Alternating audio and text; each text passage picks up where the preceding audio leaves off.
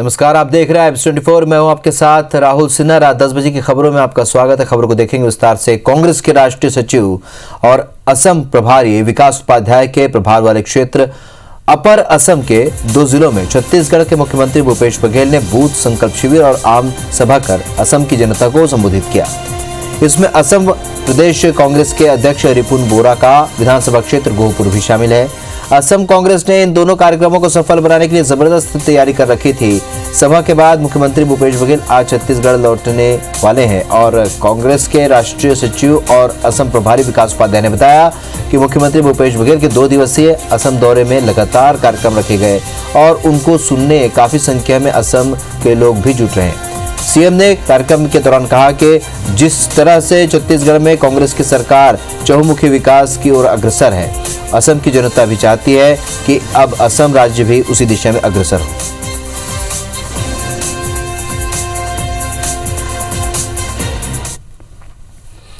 मुख्यमंत्री शिवराज सिंह चौहान ने सीधी दुर्घटना के संबंध में सीएम हाउस में सुबह उच्च स्तरीय बैठक की और इस दौरान मुख्यमंत्री ने साफ तौर पर कहा कि दोषियों को किसी भी स्थिति में छोड़ा नहीं जाएगा। जो गलती करेगा वो दंड पाएगा।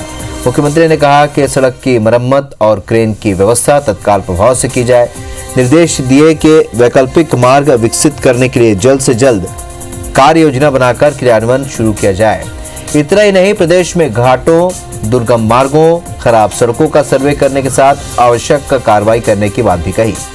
मुख्यमंत्री ने प्रदेश में बसों के फिटनेस और ओवरलोडिंग के जांच के लिए अभियान शुरू करने के निर्देश दिए। बैठक में मुख्य सचिव इकबाल सिंह बैस, डीजीपी विवेक जौहरी के अलावा जल संसाधन और परिवहन और लोक निर्माण विभाग के प्रमुख मौजूद हैं।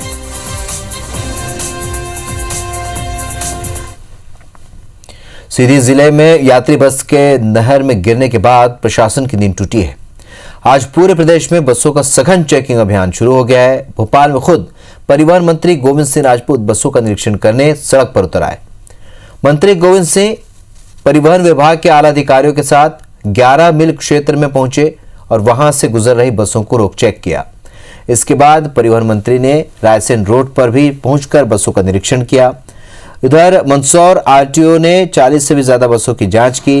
11 बसों से 23,000 रुपए का चालानी कार्रवाई की गई। वहीं बिना परमिट के चल रहे एक बस को जब्त किया गया। कटनी में भी बसों की जांच की गई। बीते 2 दिनों में बिना दस्तावेजों के दौड़ रहे 100 बसों पर चालानी कार्रवाई की गई और 2 बसों को जब्त किया गया। बात रीवा की करें तो यहाँ 70 बसों पर चालानी कार्रवाई की गई और एक बस का परमिट निरस्त हुआ। ग्वालियर में परिवहन आयुक्त मुकेश जैन सड़क पर उतरे और बसों की चेकिंग की। इस दौरान 2 ओवरलोडिंग बसों को जब्त किया गया। मंत्री गोविंद सिंह के साथ ही प्रदेश में बसों के खिलाफ चलाए जा रहे विशेष चेकिंग अभियान पर कांग्रेस ने सरकार पर तंज कसा है।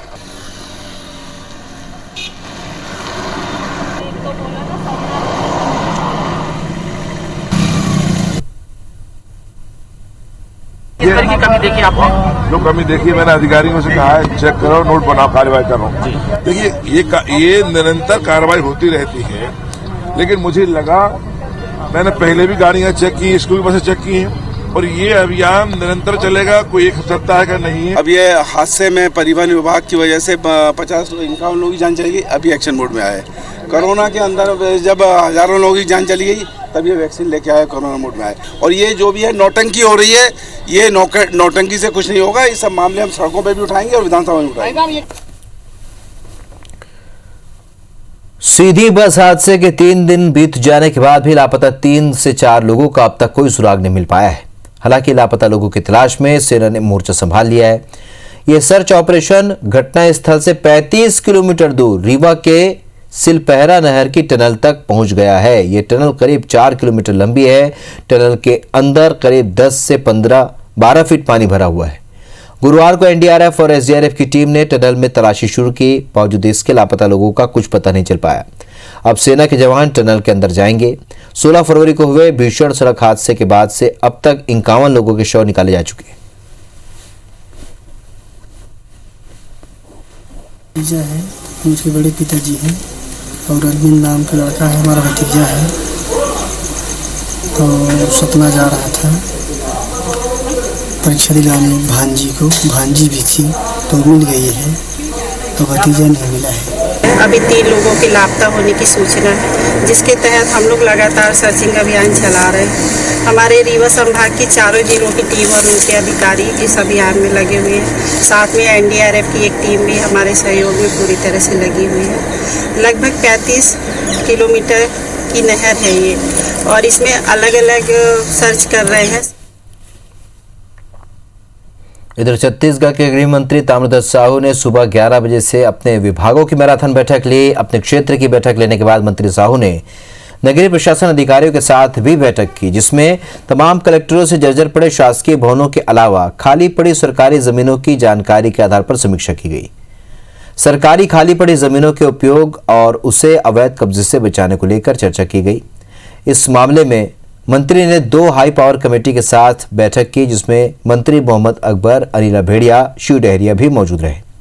हाई पावर कमेटी की बैठक के बाद गृह मंत्री ताम्रध्वज साहू ने गृह विभाग के सचिव और पुलिस के आला अधिकारियों के साथ बैठक की, जिसमें अपराधों की समीक्षा, जेल की स्थिति में सुधार समेत मुख्य रूप से राजनीतिक प्रकरण वापसी की समीक्षा की गई। गृह मंत्री ताम्रध्वज साहू ने बताया कि राजनीतिक और एसटी प्रकरणों की प्राथमिकता से चर्चा हुई है। उन्होंने बताया कि जिन कार्यकर्ताओं पर राजनीतिक मामले दर्ज हुए हैं वो एसपी या सीधे गृह मंत्री को आवेदन दे सकते हैं, जिसके बाद वापसी योग्य 16 प्रकरणों को लेकर निर्णय लिया गया। गृह विभाग की बैठक के बाद पीडब्ल्यूडी विभाग के सचिव समेत अधिकारियों की बैठक हुई। मुख्यमंत्री जी ने 2 हाई पावर कमेटी बनाई हुई हैं। एक में जो जर्जर भवन हैं या जिनको तोड़ करके उनका व्यावसायिक कॉम्प्लेक्स या उनके निवास के लिए कर्मचारियों के बनाना, और एक अनुपयोगी ज़मीन है जहाँ भवन भी हो सकता है और शासकीय खाली ज़मीन भी है। तो ये 2 हाई पावर कमेटी बनी है। पूरे प्रदेश में अनुपयोगी ज़मीनों की जो सूची आई है कलेक्टरों से, उस पर और हमारा मानना है कि बहुत कम जानकारी आई है, और भी आ जाए। इधर मध्य प्रदेश में नगरीय निकाय चुनाव को लेकर सियासी दलों ने अपनी तैयारी शुरू कर दी है। बीजेपी के सामने जो चुनौती है वो 16 नगर निगमों पर अपना कब्जा बरकरार रखने की है। नगरीय निकाय चुनाव का बिगुल किसी भी वक्त बज सकता है। ये वजह है कि कुशल रणनीतिकार शिवराज सिंह चौहान इन 16 निकायों में एक बार दौरा भी कर चुके हैं। अब बीजेपी प्रदेश अध्यक्ष वी डी शर्मा नगर निगम क्षेत्रों में दौरे शुरू करने जा रहे हैं। उधर कांग्रेस प्रदेश अध्यक्ष कमलनाथ भी कई बैठकें कर चुनावी रणनीति तैयार कर रहे हैं। अब बीजेपी को इन 16 नगर निगम में जिताऊ प्रत्याशी की चिंता सता रही, जिसकी तलाश भी शुरू कर दी गई। बीजेपी ने महापौर चुनाव में पूरा फोकस जीत की गारंटी पर ही रखा है। हालांकि 16 नगर निगम जीतने का दावा करने वाली बीजेपी को कांग्रेस आईना दिखा रही है। परंपरा कायम रहेगी। 16 नगर निगम में महापौर भाजपा के थे, भाजपा के रहेंगे। बाकी नगर परिषद, नगर पंचायत, नगर पालिकाएं, सब जगह भारतीय जनता पार्टी जोरदार तैयारी में जुट गई है। ये वही भारतीय जनता पार्टी जो मध्य प्रदेश में जीत का दावा कर रही है। पंजाब में उनकी हालत क्या हुई है? 50% तो कैंडिडेट ही डिक्लेयर नहीं कर पाई है भारतीय जनता पार्टी, जो विश्व की सबसे बड़ी कथित तौर पर पार्टी होने की दुहाई देती है। तो हम तो चाहते हैं कि भारतीय जनता पार्टी इस गलतफहमी में रहे। भारतीय जनता पार्टी को ईमानदारी से यदि चुनाव हुए तो शिकस्त देंगे। मध्य प्रदेश में नगरीय निकाय चुनाव के लिए बीजेपी और कांग्रेस जोर शोर से मैदान में जाने की तैयारी में है। बीजेपी ने बड़े पैमाने पर मतदाता सूची में गड़बड़ी का आरोप लगाया है। इंदौर में 1.25 लाख से भी ज्यादा फर्जी नाम मतदाता सूची में बताए जा रहे हैं, तो दूसरी ओर भोपाल नगर निगम की मतदाता सूची में हजारों मतदाताओं के नाम जोड़े ही नहीं गए, जबकि 50,000 लोगों के नाम रिपीट हुए हैं। बीजेपी और कांग्रेस के नेता 2019 में हुए लोकसभा चुनाव की मतदाता सूची से चुनाव कराने की मांग कर रहे हैं। बीजेपी प्रदेश मंत्री राहुल कुठारी ने कहा कि कांग्रेस सरकार में फर्जी नाम जोड़ने के कारण गड़बड़ियां सामने आ रही हैं, तो वहीं कांग्रेस वोटर लिस्ट में गड़बड़ी के लिए बीजेपी को जिम्मेदार ठहरा रही है। साथ ही राज्य निर्वाचन आयोग पर सत्तारूढ़ बीजेपी के दबाव में काम करने का आरोप लगा रही है।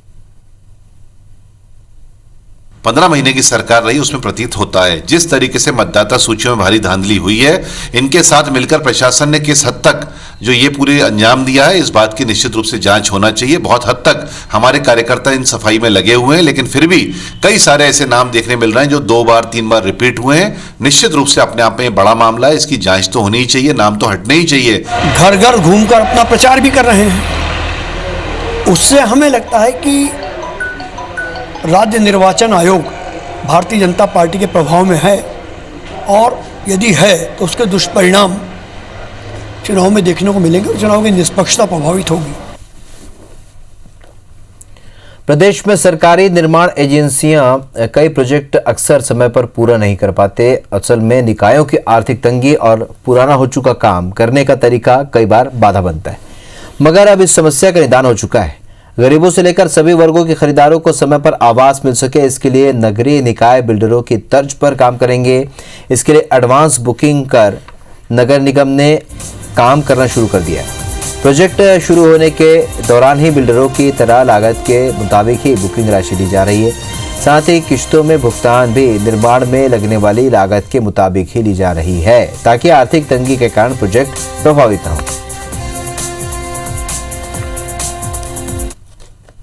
हाउसिंग फॉर ऑल में जो काम रुके हुए थे, सारा काम वापस स्टार्ट हो गया है।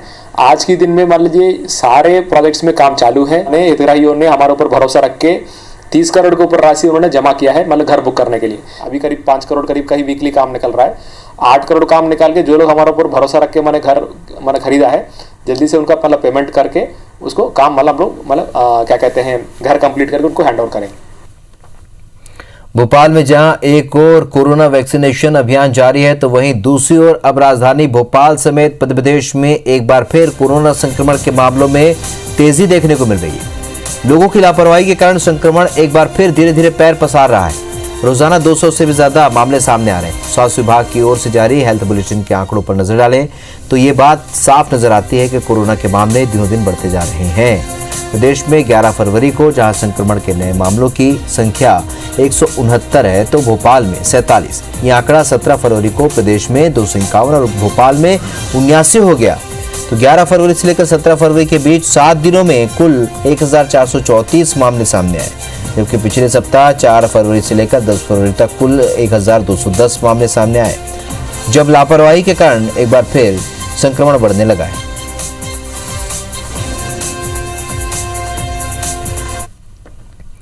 मध्य प्रदेश में जारी टीकाकरण अभियान के तहत आगर मालवा में कई लापरवाहियां सामने आई हैं। यहां पुलिस और कर्मचारियों के पंजीयन के समय मोबाइल नंबर दर्ज करने में बड़ी गड़बड़ी की गई है। आलम यह है कि जो कर्मचारी वैक्सीन लगवाने का इंतजार कर रहे हैं, उन्हें कोई बुलावा नहीं आ रहा है। जिस किसी को मैसेज आ भी रहे हैं तो किसी और के नाम से आ रहे हैं। दरअसल नगर पालिका के करीब 250 कर्मियों के नाम के आगे स्वच्छता प्रभारी बसंत डुलगज का मोबाइल नंबर लिखा है। उसी नंबर पर स्वास्थ्य विभाग की तरफ से मैसेज और कॉल आ रहे हैं। खुद एसपी राकेश सगर भी अछूते नहीं है।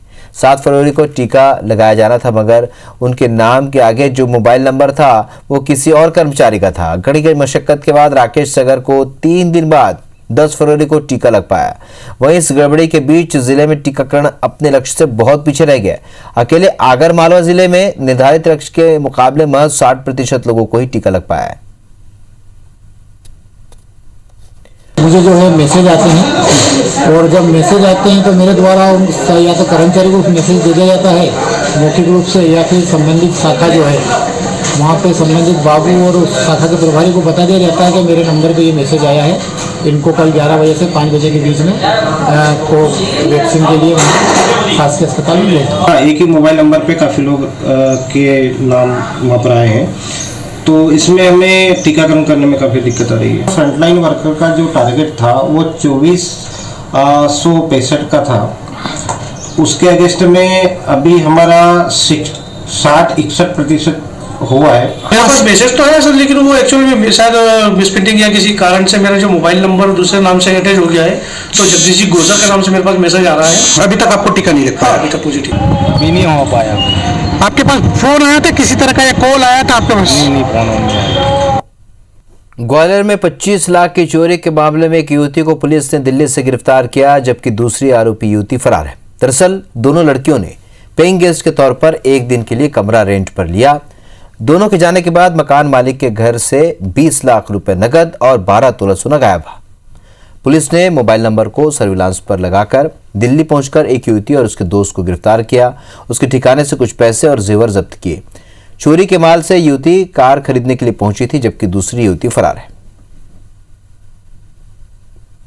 ये पटेल नगर में एक माखीजा परिवार है, उनके यहाँ चोरी हुई थी, जिसमें कि आरोप लगाया गया था कि 2 लड़कियां जो कि पेइंग गेस्ट के रूप में वहां रहने आई थी और इनका माल लेके कहीं चली गई हैं। इस पर सिर्फ चोरी का अपराध थाना विश्वविद्यालय में कायम किया गया था और पुलिस ने उसमें से एक को गिरफ्तार करके और चोरी गई कुछ राशि बरामद कर ली है, दूसरे की तलाश अभी जारी है।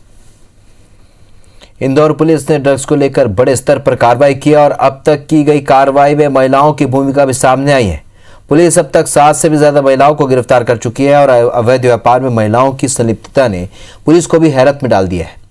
इंदौर आईजी के मुताबिक महिलाओं को आगे कर अपराधी ड्रग्स बेच रहे थे और इस काम में महिलाओं को शामिल करना अपराधियों का एक हथकंडा है, क्योंकि महिलाओं पर जल्दी कोई शक नहीं करता। पुलिस को गुमराह करने की कोशिश भी की जा रही है। महिलाओं के खिलाफ भी पुलिस ने सख्ती से कार्रवाई की है, साथ ही नशे के कनेक्शन को जड़ से खत्म करने की कोशिश की है।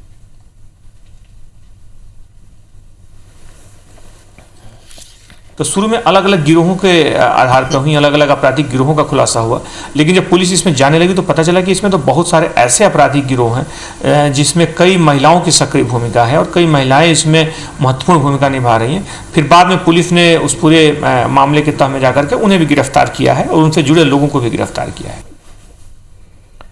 कॉमन सर्विस सेंटर की तरफ से कराए गए ओलंपियाड में जीतने वाले छत्तीसगढ़ के छात्रों को रायपुर में पुरस्कृत किया गया। ओलंपियाड जीतने वाले 10 छात्रों को पुरस्कार देने स्कूल शिक्षा मंत्री प्रेम साय सिंह टेकाम सर्किट हाउस पहुंचे। छात्रों के साथ छत्तीसगढ़ के 31 प्राचार्यों को भी सम्मानित किया गया और इस दौरान स्कूल शिक्षा मंत्री ने कहा कि कोरोना काल से पहले छात्रों को इंटरनेट और इलेक्ट्रॉनिक गैजेट से दूर रहने की सलाह दी जाती थी, लेकिन कोरोना काल में इन्हीं गैजेट्स के माध्यम से बच्चों की पढ़ाई होती रही। उन्होंने कहा कि राष्ट्रीय स्तर के आयोजन में छत्तीसगढ़ से 10 छात्रों का विजयी होना बड़ी बात है। CSC के स्टेट हेड मदन मोहन राउत ने कहा कि सरकार इस तरह के आयोजन करती रहती है जिससे प्रतिभाओं को सामने आने का मौका मिलता है, उनको निखारा जाए। पिछले साल CSC ने कक्षा 3 से लेकर कक्षा 12वीं तक के विद्यार्थियों के लिए हिंदी, अंग्रेजी, गणित, विज्ञान, भौतिकी, रसायन जैसे विषयों पर ओलंपियाड का आयोजन किया, जिसमें पूरे देश से 2,04,000 बच्चों और छत्तीसगढ़ से 11,000 बच्चों ने हिस्सा लिया। इस बार ओलंपियाड में राज्य के 50,000 छात्रों को शामिल करने का लक्ष्य रखा गया है और इसके लिए 31 मार्च तक प्रदेश के छात्र लोक सेवा केंद्र जाकर रजिस्ट्रेशन करवा सकते हैं। इसके लिए अक्टूबर में परीक्षाएं होंगी। तैयारी के लिए ऑनलाइन सामग्री दी जाएगी। देश में 41 का जो चयन हुआ उसमें 11 बच्चे हमारे छत्तीसगढ़ के, एक प्राउड की बात है।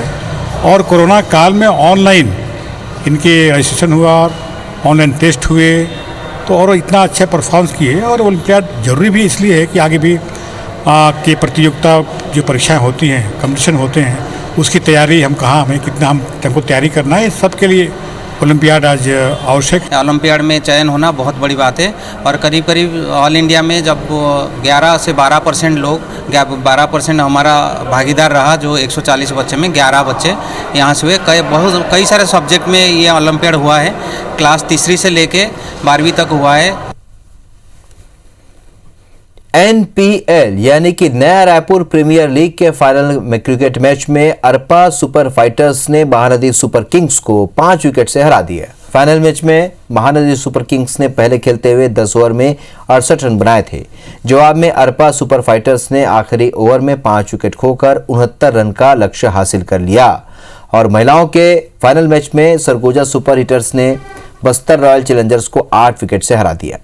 फाइनल मुकाबले में कर्मचारियों का हौसला बढ़ाने के लिए छत्तीसगढ़ के स्कूल शिक्षा मंत्री प्रेम साय सिंह टेकाम पहुंचे थे। उन्होंने सरगुजा सुपर हिटर्स और बस्तर रॉयल चैलेंजर्स के खिलाड़ियों से मुलाकात की और टॉस कराया। स्कूल शिक्षा मंत्री ने बल्ले से शॉट भी लगाया। आयोजन को छत्तीसगढ़ी रंग देने के लिए चौके छक्के पर छत्तीसगढ़ी डांस भी किया गया। कार्यक्रम के दौरान छत्तीसगढ़ कर्मचारी अधिकारी फेडरेशन के स्कूल शिक्षा मंत्री के कर्मचारियों के मांग से संबंधित ज्ञापन सौंपा। स्कूल शिक्षा मंत्री ने कहा कि इनकी मांगों को लेकर सरकार की कार्रवाई जारी है। घोषणा पत्र में लिखा एक वादा पूरा होगा।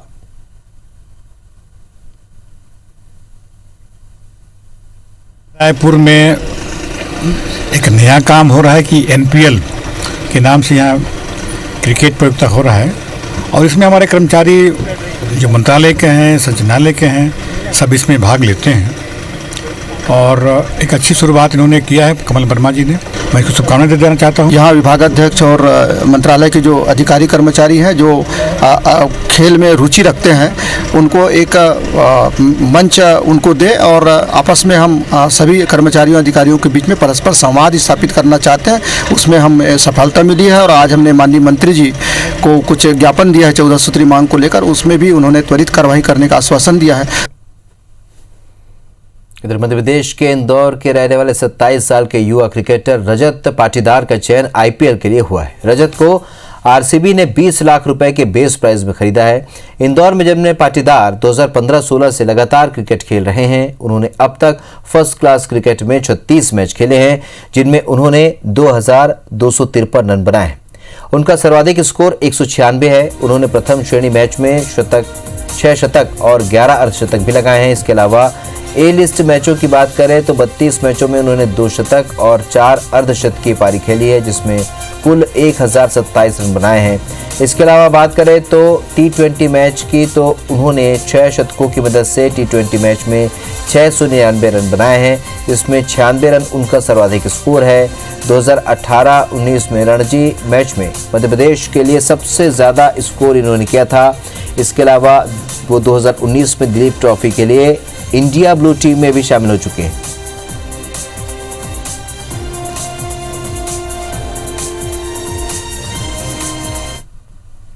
रात 10 बजे की खबरों फिलहाल इतने, लेकिन ताज़ा अपडेट के लिए आप बने रहिए एब्स 24 के साथ। नमस्कार।